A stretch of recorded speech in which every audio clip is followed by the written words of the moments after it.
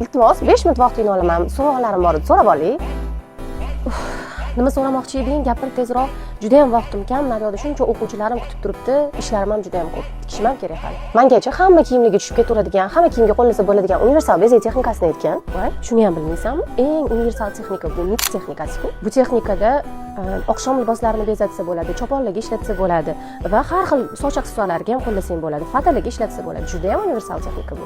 Agar so'zini bezatmoqchi bo'lsam-chi, so'zini choponlarni bezatmoqchi bo'lsam, agar so'zini chopon bo'ladigan bo'lsa, sodda va murakkab choklarni gullar va barglar texnikasi bilan qo'shsa eng zo'r bezak texnikasi chiqadi. Masalan, adras kiyimlarni yoki choponlarni bezatmoqchi bo'lsam-chi? Agar adras bo'ladigan bo'lsa, adraslarni mix tikish texnikasi yoki biserda qavish. Bir xildachi, bilasanmi, mijozlar keladi-da, tezroq bezak qilib bering deb qolishadi, shoshib qoladi odam. Mana shunaqa paytlarda nima qilsa bo'ladi? Unaqa bo'ladigan bo'lsa, gipyur texnikasi bizani bu vaziyatda qutqaradi. Bir xildachi, mijozlar xohlashadi-ku, hech kimda yo'q, takrorlanmaydigan, необычный, свадебныйlar olib kelishadi-da. Ana o'sha paytlarda nima qilib berishga hayron bo'lib qolaman. Nima qilsa bo'ladi? Unaqa bo'ladigan bo'lsa, hozirgi trenddagi 3D texnikasini qo'llasa bo'ladi.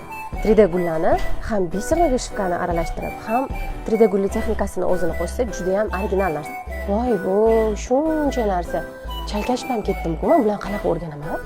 Xullas, bizani bezak kursimizga kelgan, onlayn ham bor, offlayn ham bor, hammasini o'rgatib. Yaxshisi, siz ham keling.